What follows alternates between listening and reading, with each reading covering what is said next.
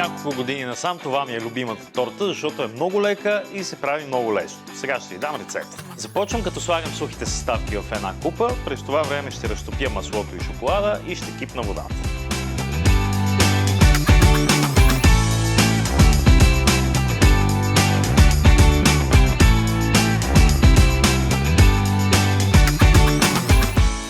Разбърквам добре сухите съставки и правя едно кладенче.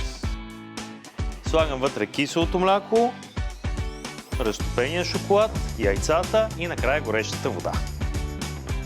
Разбивам за малко с миксера, колкото да няма бучки и да получим гладка смес. Ето така трябва да изглежда сместа. Сега слагам хартия за печене на формите за печене и отстрани ще ги намажа с масло, за да не залепнат.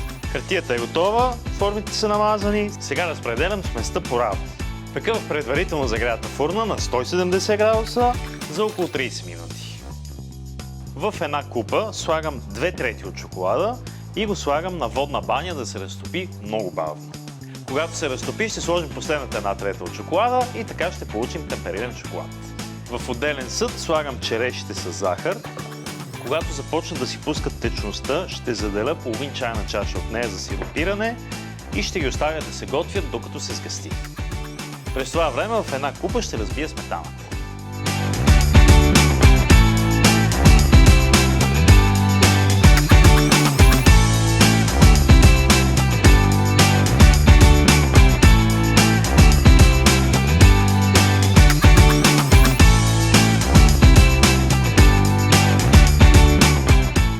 Сега добавям останалия шоколад, натрошен много наситно и разбърквам докато се разтопи.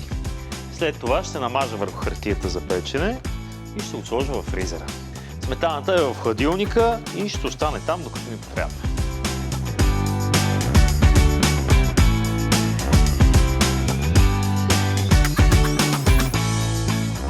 Ето така намазвам, не на прекалено тънко, защото иначе ще стане много чуплив. Слагам другата хартия отгоре.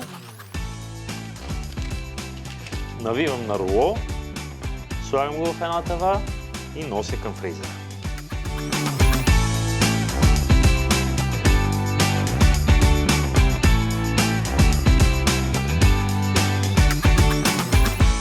Вече всичко ни е добре охладено и е време да сглобим тортата. Първо ще изрежа ето тази неравната част на двата блата, за да може тортата да стане равна и ще ги сиропираме.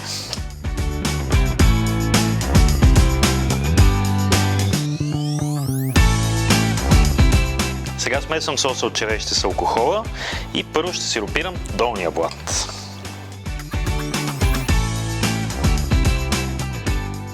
Сега изваждам сметаната от хладилника и намазвам един слой от нея.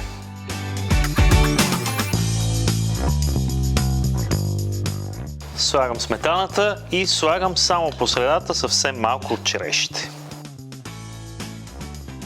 Слагам отгоре втория блат.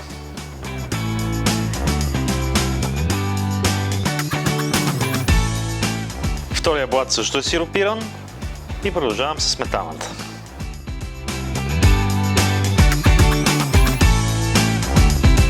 Ето така я оформям малко като гнездо и по средата ще сложа останалите череши.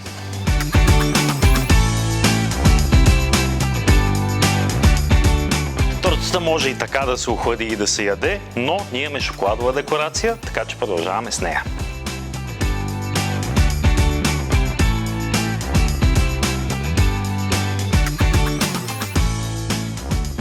Тези парчета са доста дебели, затова ще ги начупя на по-дребни.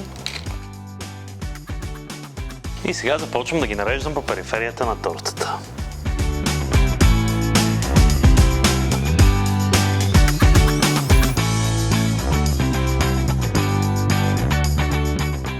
Без значение дали празнувате Свети Валентин или Трифон Зарезан, малко торта няма да ви навреди. Тази даже си отива с червено вино.